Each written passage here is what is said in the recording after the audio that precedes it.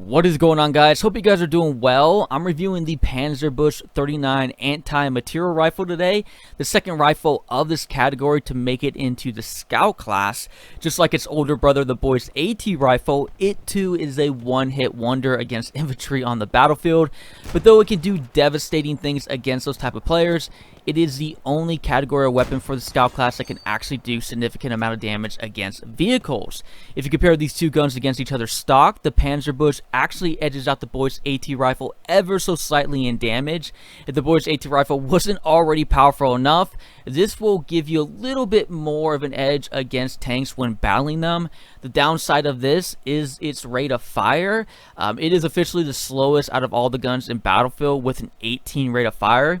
Because of this, even though you'll be putting a little bit more damage against tanks, over time, the Boyce AT rifle will get more shots onto those tanks. So it's really a decision if you prefer to play more with a little bit more damage or with a little bit more shots against those tanks over time.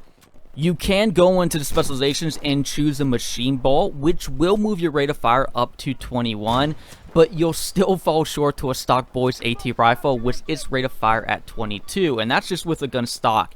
Its machine bolt specialization will move its rate of fire up to 26, so again, the difference of having a little bit more damage or a little bit more rate of fire. With all that said, though, the Panzerbüchse does have a little bit more ammo in its clip with 11 round magazine, unlike the Boyce AT rifle 6 round magazine, so that should be taken in consideration as well. When it comes to specializations, though, really not much of a difference. We have still the same swings and swivels, or the recoil buffer to choose at the very start, which I did choose a recoil buffer. We then have the flashless propellant or the variable zeroing. I chose the flashless propellant, but the variable zeroing is pretty cool with these guns. If you guys want to know more about how to zero in with this weapon, you can check out the Boyce AT rifle video in the annotations above. I have the timestamp of where I talk on how to zero in with the rifle as well, and it's all pretty much the same. So if you want to go check out the annotations above and go into the comments of that video and go to the timestamp, it'll take you right to how to zero in. So yeah, I don't really want to rehash too much about the similarity between these two guns when I've already pretty much covered the Boyce AT rifle, which is basically the Panzerbüchse 2.0, right? So there's other things that are very similar, like you want to make sure not to hit the enemy player in any of the torsos because it won't give you a one-shot kill. To get that one-shot kill, you got to hit them in the body or in the head. So similar concept with the Boyce AT rifle as well. And I kind of don't really want to spend too much time about that, and more want to focus on kind of the similarity of these two guns and how I feel about that. But to get quickly back to the specializations of the Panzerbüchse, I do want to talk about how I did choose a machine bolt because I did want a little bit more of a rate of fire for the gun.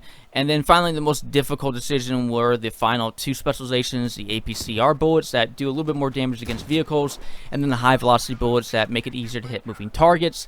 The way I see it is if you're going to be doing with tanks on like heavily centric tank maps, and you probably want to choose the ACPR rounds.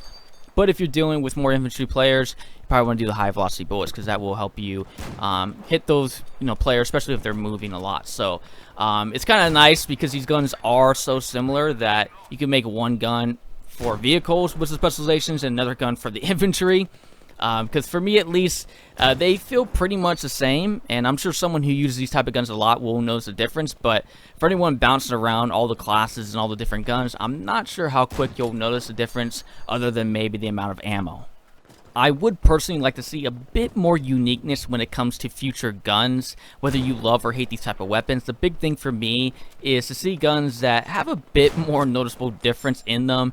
And even though, yes, the ammo is noticeable, I mean, it wasn't too long ago when we had the carabin rifle for the assault class, and that weapon was ever so slightly different than the Gewehr 43. So personally for me, what bothers me the most is to see guns that are very similar in how they perform. So I'm sure there's a lot of you out there who are done with bipods and BF5, but this is something that I'm sure DICE has been working on and developed a long time ago. So it's not like DICE just last week was like, oh hey, let's drop another bipod into the game. I'm sure there's a chunk of weapons that need to be flushed out that were all conceived way back when DICE thought smaller maps were the future of Battlefield and bipods weren't clearly dominating the meta on Battlefield 5. So to give that a little bit of benefit of doubt, but again, like I said earlier, I like to see more difference between the guns, but let me know what you guys think. Do you like the type of guns, such as the Boys AT rifle and the Panzerbüchse in Battlefield 5, or do you just absolutely hate them? Feel free to let me know in the comments down below, but that is it for you guys today. Again, I always appreciate you guys being here.